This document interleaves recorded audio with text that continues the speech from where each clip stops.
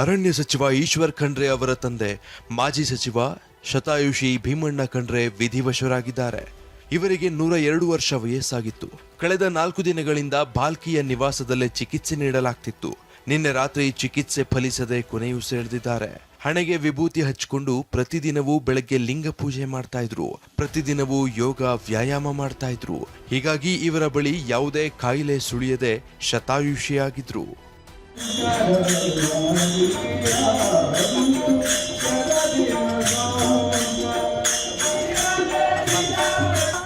ಬೀದರ್ನ ಹುಲಸೂರು ತಾಲೂಕಿನ ಗೊಟ್ರಾ ಗ್ರಾಮದಲ್ಲಿ 1923 ಜನವರಿ 8ರಂದು ಜನಿಸಿದ್ರು. ಬಾಲ್ಯದಲ್ಲಿದ್ದಾಗಲೇ ಸ್ವಾತಂತ್ರ್ಯ ಹೋರಾಟದಲ್ಲಿ ಭಾಗಿಯಾಗಿದ್ದ ಇವರು ನಿಜಾಮರ ವಿರುದ್ಧ ಹಲವು ಹೋರಾಟದಲ್ಲಿ ಪಾಲ್ಗೊಂಡಿದ್ರು. 1953ರಲ್ಲಿ ಬಾಲ್ಕಿ ಪುರಸಭೆ ಅಧ್ಯಕ್ಷರಾಗಿ ರಾಜಕೀಯ ಪ್ರವೇಶ ಮಾಡಿದ್ರು. 1962, 1967, 1978 ಮತ್ತು 1983ರಲ್ಲಿ 4 ಬಾರಿ ಬಾಲ್ಕಿ ವಿಧಾನಸಭಾ ಕ್ಷೇತ್ರದಿಂದ ಶಾಸಕರಾಗಿ ಭೀಮಣ್ಣ ಖಂಡ್ರೆ ಆಯ್ಕೆಯಾಗಿದ್ರು. 1980ರಲ್ಲಿ ಕೆಪಿಸಿಸಿ ರಾಜ್ಯ ಉಪಾಧ್ಯಕ್ಷರಾಗಿ ಸೇವೆ ಸಲ್ಲಿಸಿದ್ರು. ಇನ್ನು 1992ರಲ್ಲಿ ಮೊಯ್ಲಿ ಸರ್ಕಾರದ ಕ್ಯಾಬಿನೆಟ್ನಲ್ಲಿ ಸಾರಿಗೆ ಸಚಿವರಾಗಿದ್ರು. 1994 ಹಾಗೂ 2000ರಲ್ಲಿ 2 ಸಲ ವಿಧಾನ ಪರಿಷತ್ ಸದಸ್ಯರಾಗಿ ಆಯ್ಕೆಯಾಗಿದ್ರು. 1999ರಲ್ಲಿ ಅಖಿಲ ಭಾರತೀಯ ವೀರಶೈವ ಮಹಾಸಭಾದ ಅಧ್ಯಕ್ಷರಾಗಿದ್ರು. ಅಲ್ಲದೆ 2005ರಿಂದ 2011ರವರೆಗೆ ವೀರಶೈವ ಮಹಾಸಭಾದ ಅಧ್ಯಕ್ಷರಾಗಿ ಸೇವೆ ಸಲ್ಲಿಸಿದ್ರು. ಇನ್ನು ಭೀಮಣ್ಣ ಖಂಡ್ರೆ ನಿಧನಕ್ಕೆ ಮುಖ್ಯಮಂತ್ರಿ ಸಿದ್ದರಾಮಯ್ಯ, ಉಪಮುಖ್ಯಮಂತ್ರಿ ಡಿಕೆ ಶಿವಕುಮಾರ್ ಟ್ವೀಟ್ ಮಾಡಿ ಸಂತಾಪ ಸೂಚಿಸಿದ್ದಾರೆ. ಮಹಾರಾಷ್ಟ್ರದ 29 ನಗರ ಪಾಲಿಕೆಗಳ ಫಲಿತಾಂಶ ಹೊರಬಿದ್ದಿದೆ. ಮಹಾ ಜಿದ್ದಾಜಿದ್ದಿನ ಚುನಾವಣೆಯಲ್ಲಿ ಸಿಎಂ ಫಡ್ನವೀಸ್ ಮತ್ತು ಶಿಂಧೆ ಜೋಡಿ ಕಮಾಲ್ ಮಾಡಿದೆ. ಮುಂಬೈ ಮಹಾನಗರ ಪಾಲಿಕೆಯಲ್ಲಿ ಬಿಜೆಪಿ ಮೈತ್ರಿಕೂಟ 116 ವಾರ್ಡ್ಗಳಲ್ಲಿ ಜಯಭೇರಿ ಬಾರಿಸಿದೆ. ಉದ್ಧವ್ ಠಾಕ್ರೆ ಶಿವಸೇನೆ 72 ವಾರ್ಡ್ಗಳಲ್ಲಿ ಗೆದ್ದಿದ್ರೆ ಕಾಂಗ್ರೆಸ್ 24 ಸ್ಥಾನ ಗೆದ್ದಿದೆ. ಇತರರು 10 ವಾರ್ಡ್ಗಳಲ್ಲಿ ಗೆದ್ದಿದ್ದಾರೆ. ನಾಸಿಕ್ ಪಾಲಿಕೆಯಲ್ಲಿ ಬಿಜೆಪಿ ಮೈತ್ರಿಕೂಟ 97 ವಾರ್ಡ್ಗಳನ್ನ ಗೆದ್ರೆ ಠಾಕ್ರೆ ಬ್ರದರ್ಸ್ 16 ವಾರ್ಡ್ಗಳು, ಕಾಂಗ್ರೆಸ್ 4 ಹಾಗೂ ಇತರರು 1 ವಾರ್ಡ್ನಲ್ಲಿ ಗೆದ್ದಿದ್ದಾರೆ. ನಾಗ್ಪುರ ಪಾಲಿಕೆಯಲ್ಲಿ 102 ವಾರ್ಡ್ಗಳಲ್ಲಿ ಬಿಜೆಪಿ ನೇತೃತ್ವದ ಮಹಾಯುತಿ ಗೆದ್ದಿದೆ. ಉದ್ಧವ್ ಠಾಕ್ರೆ ಶಿವಸೇನೆ 2 ವಾರ್ಡ್ಗಳನ್ನ ಗೆದ್ರೆ ಕಾಂಗ್ರೆಸ್ 35 ಸ್ಥಾನಗಳನ್ನ ಪಡೆದಿದೆ. ಇತರರು 10 ವಾರ್ಡ್ಗಳಲ್ಲಿ ಗೆದ್ದಿದ್ದಾರೆ. ಥಾಣೆ ಪಾಲಿಕೆಯ 103 ವಾರ್ಡ್ಗಳಲ್ಲಿ ಬಿಜೆಪಿ ಮೈತ್ರಿಕೂಟ ಗೆದ್ದಿದೆ. 1 ವಾರ್ಡ್ನಲ್ಲಿ ಶಿವಸೇನಾ ಯುಬಿಟಿ ಗೆದ್ರೆ 2 ವಾರ್ಡ್ಗಳಲ್ಲಿ ಕಾಂಗ್ರೆಸ್ ಗೆದ್ದಿದೆ. ಎನ್ಸಿಪಿ ಸೇರಿ ಇತರರು 10 ವಾರ್ಡ್ಗಳಲ್ಲಿ ಗೆಲುವು ದಾಖಲಿಸಿದ್ದಾರೆ. ಪುಣೆ ಪಾಲಿಕೆಯ 165 ವಾರ್ಡ್ಗಳ ಪೈಕಿ 123 ವಾರ್ಡ್ಗಳಲ್ಲಿ ಬಿಜೆಪಿ ಮೈತ್ರಿಕೂಟ ಜಯಭೇರಿ ಬಾರಿಸಿದೆ. ಶಿವಸೇನೆ ಉದ್ಧವ್ ಬಣ 11 ವಾರ್ಡ್, ಕಾಂಗ್ರೆಸ್ 16, ಎನ್ಸಿಪಿ ಸೇರಿ ಇತರರು 23 ವಾರ್ಡ್ಗಳನ್ನು ಗೆದ್ದಿದ್ದಾರೆ. ಕಳೆದ 4 ದಶಕಗಳಿಂದ ಶಿವಸೇನೆ ಹಿಡಿತದಲ್ಲಿದ್ದ ಮುಂಬೈ ಪಾಲಿಕೆ ಇದೀಗ ಬಿಜೆಪಿ ಶಿಂದೆ ಬಣದ ಶಿವಸೇನೆ ಪಾಲಾಗಿದೆ. ಮುಂಬೈ ಮಹಾನಗರ ಪಾಲಿಕೆಯ 227 ವಾರ್ಡ್ಗಳಿಗೆ ನಡೆದ ಚುನಾವಣೆಯ ಫಲಿತಾಂಶದಲ್ಲಿ ಬಿಜೆಪಿ ಮೈತ್ರಿಕೂಟ ಭರ್ಜರಿ ಜಯಭೇರಿ ಬಾರಿಸಿದೆ.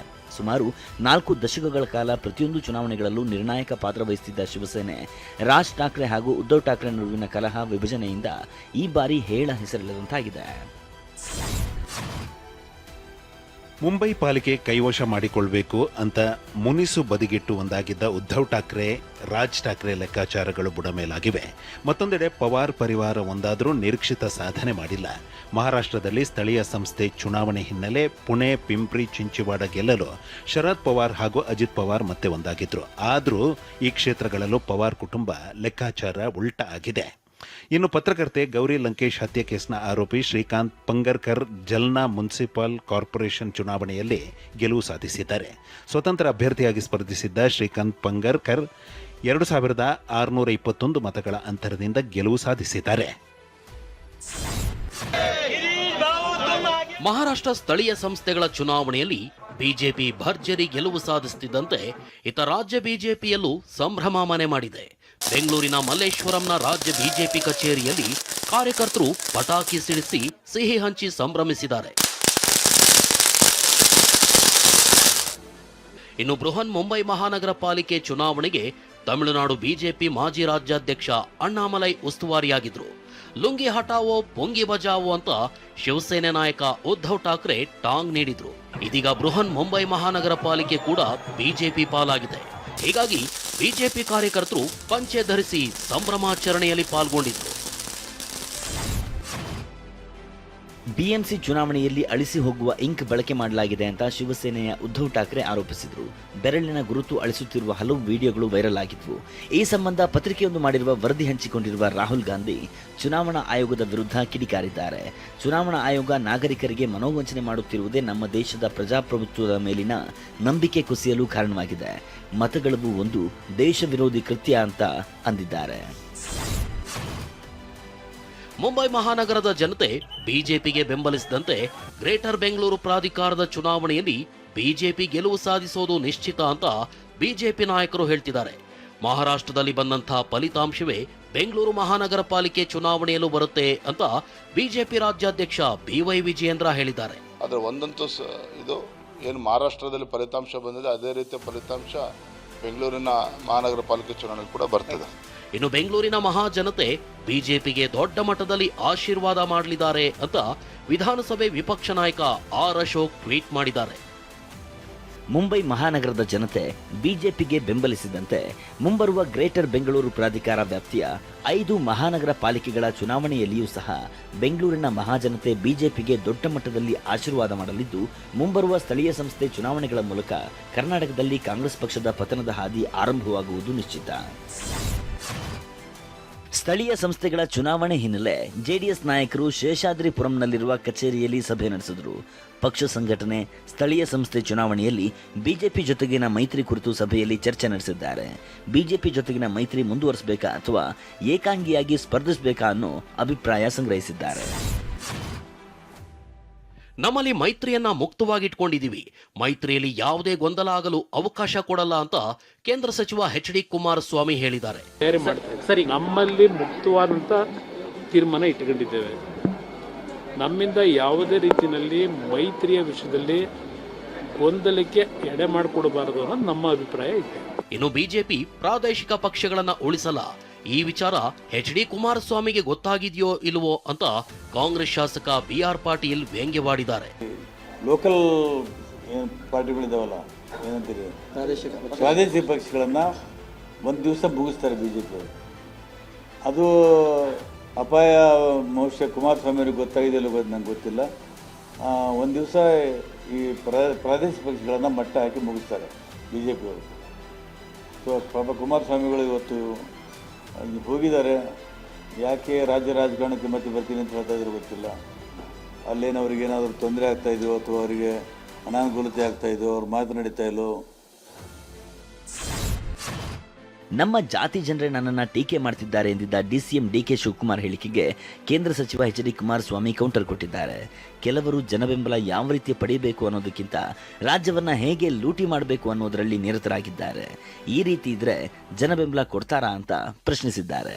ಕೊನೆಗೆ ನಮ್ಗೆಲ್ಲ ಬಿಡಿತಾರವ್ರು ಯಾರು? ಬೇರೆ ಯಾರು ಬಿಡಿತಾವ್ರ? ನಮ್ಮ ಸ್ವಂತ ಜನನೇ, ನಮ್ಮ ಸ್ವಂತ ಜಾತಿಯವರೇ ನನ್ನ ದಿನ ಬೆಳಿಗ್ಗೆ ಟೀಕೆ ಮಾಡ್ತಾವ್ರೆ. ನನ್ಗೆ ಸಿಕ್ಕಿಲ್ವಲ್ಲ, ಇವು ಸಿಗ್ತಾ ಇದ್ದಾರಲ್ಲ, ಅದಾಗ್ತಾರ ಅಂತ ದಿನ ಒಸಗ್ತಾ ಇದ್ದಾರೆ.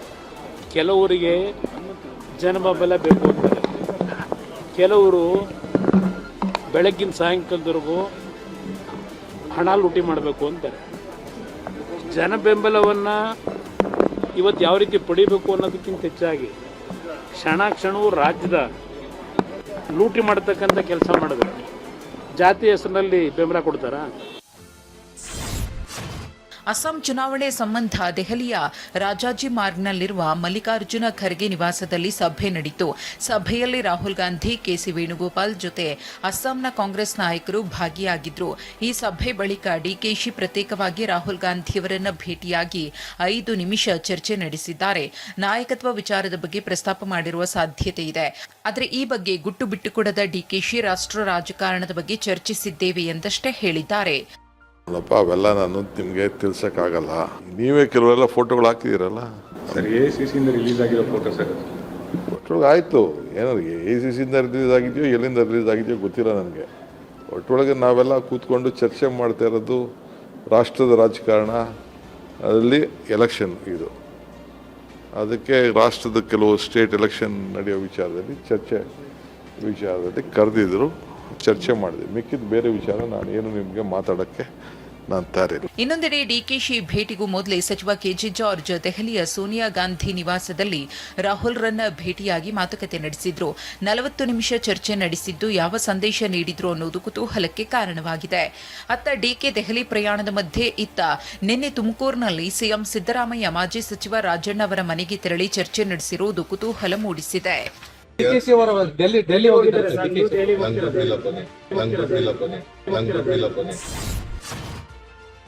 ಶಿಡ್ಲಘಟ್ಟ ನಗರಸಭೆ ಆಯುಕ್ತೆ ಅಮೃತಾಗೆ ಜೀವ ಬೆದರಿಕೆ ಹಾಕಿದ್ದ ಕಾಂಗ್ರೆಸ್ ಮುಖಂಡ ರಾಜೀವ್ ಗೌಡಗೆ ಶಿಡ್ಲಘಟ್ಟ ಪೊಲೀಸರು ನೋಟಿಸ್ ನೀಡಿದ್ದಾರೆ. ಚಿಕ್ಕಬಳ್ಳಾಪುರ ಎಸ್ಪಿ ಕುಶಲ್ ಚೌಕ್ಸೆ ನೇತೃತ್ವದ 3 ತಂಡದಿಂದ ರಾಜೀವ್ ಗೌಡನಿಗೆ ಹುಡುಕಾಟ ನಡೆದಿದೆ. ರಾಜೀವ್ ಗೌಡ ಬೆನ್ನಿಗೆ ಓರ್ವ ಸಚಿವ ಮತ್ತು ಶಾಸಕ ನಿಂತಿರುವ ಆರೋಪವಿದೆ. ರಾಜಕಾರಣಿಗಳು ಪೊಲೀಸ್ ಅಧಿಕಾರಿಗಳಿಗೆ ಕರೆ ಮಾಡಿ ಪ್ರಭಾವ ಬೀರುತ್ತಿರುವ ಆರೋಪ ಕೇಳಿಬಂದಿದೆ.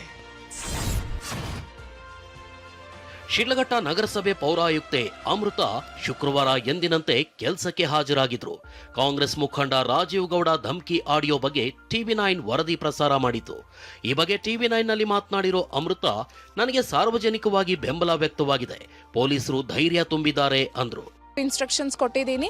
ಯಾವ್ದಾವ್ದು ಫ್ಲೆಕ್ಸ್ ಬೋರ್ಡ್ಸ್ಗಳೆಲ್ಲ ಇದೆ ಪೆಂಡಿಂಗ್, ಈಗ ಪರ್ಮಿಷನ್ಸ್ ಈಗ ಯಾವುದಕ್ಕೂ ನಾವು ಕೊಟ್ಟಿಲ್ಲ, ಎಲ್ಲಾನು ತೆಗ್ಸಿ ಅಂತ ಅಂದ್ಬಿಟ್ಟು they are already on the way. ಮೊನ್ನೆ SP ಸರ್ ಹೇಳಿದ್ದಾರೆ, ನಿಮ್ಗೆ ಏನಾದರೂ ಪ್ರಾಬ್ಲಮ್ ಆಯಿತು ಅಂದರೆ ನಮ್ಮ ಎಲ್ಲರ ನಂಬರ್ಸ್ಗಳು ಇಟ್ಕೊಂಡಿರಿ ಮೇಡಮ್, ನೀವು ಒಬ್ಬರೇ ಇರ್ತೀರಿ ಇಲ್ಲಿ ಶಿಡ್ಲಘಟ್ಟದಲ್ಲಿ. I am staying alone here in Shidlaghatta headquarters. Want to be very neutral. ಅದು ಅವರವರಿಗೆ ಅಂದರೆ ದೇ ಆಲ್ ಆರ್ ಟೆಲಿಂಗ್, ಅದು ಅವ್ರ ಒಪಿನಿಯನ್. ಬಟ್ ನಮಗೆ ನಮ್ಮ ಪೊಲೀಸ್ ಅವ್ರ ಮೇಲೆ we have the complete trust. ಅವರು ಅದನ್ನು ಮಾಡ್ತಾರೆ ಅಂತ, they will take the legal action ಅಂತ ನಾವು. ಜಿಬಿಎ ಅಧಿಕಾರಿಗಳು ಶುಚಿತ್ವ ಇಲ್ಲದ 6 ಪಿಜಿಗಳಿಗೆ ಬೀಗ ಜಡಿದಿದ್ದಾರೆ. ಶಿವಾಜಿನಗರ, ಚಿಕ್ಕಪೇಟೆ ಕ್ಷೇತ್ರ ವ್ಯಾಪ್ತಿಯಲ್ಲಿ ಒಟ್ಟು 206 ಪಿಜಿಗಳ ಮೇಲೆ ಜಿಬಿಎ ಅಧಿಕಾರಿಗಳು ದಾಳಿ ನಡೆಸಿ ಪರಿಶೀಲನೆ ನಡೆಸಿದ್ದು, ಶೋಧದ ವೇಳೆ FSSAI ಮಾನದಂಡ ಪಾಲಿಸದ ಹಿನ್ನೆಲೆ ಪಿಜಿಗಳಿಗೆ 1.96 ಲಕ್ಷ ರೂಪಾಯಿ ದಂಡ ಹಾಕಿದ್ದಾರೆ. ಇದೇ ವೇಳೆ ಎಲ್ಲ ಪಿಜಿಗಳಿಗೆ ತಿಳುವಳಿಕೆ ಪತ್ರ ನೀಡಿದ್ದು, ನ್ಯೂನ್ಯತೆ ಸರಿಪಡಿಸಿಕೊಳ್ಳಲು 7 ದಿನ ಕಾಲಾವಕಾಶ ನೀಡಲಾಗಿದೆ.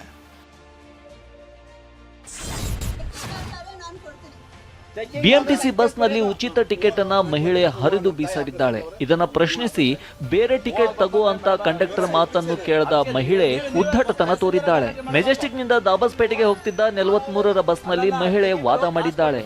ಈಕೆಯ ದುರ್ವರ್ತನೆಯಿಂದ ಪ್ರಯಾಣಿಕರು ಕಿರಿಕಿರಿ ಅನುಭವಿಸಿದ್ರು. ಸುತ್ತೂರು ಜಾತ್ರಾ ಮಹೋತ್ಸವದ 2ನೇ ದಿನ ಸಾಮೂಹಿಕ ವಿವಾಹ ಮಹೋತ್ಸವ ಕಾರ್ಯಕ್ರಮ ನಡೆಯಿತು. 135 ಜೋಡಿಗಳು ದಾಂಪತ್ಯ ಜೀವನಕ್ಕೆ ಕಾಲಿಟ್ಟಿವೆ. ನೂತನ ವಧೂವರರಿಗೆ ಸುತ್ತೂರು ಶ್ರೀಗಳು ಆಶೀರ್ವದಿಸಿದ್ದಾರೆ. ಪರಿಶಿಷ್ಟ ಜಾತಿಯ 84 ಜೋಡಿ, ಪರಿಶಿಷ್ಟ ಪಂಗಡದ 15 ಜೋಡಿ ಸೇರಿ ಅಂತರ್ಜಾತೀಯ 11 ಜೋಡಿ ಒಂದಾಗಿವೆ.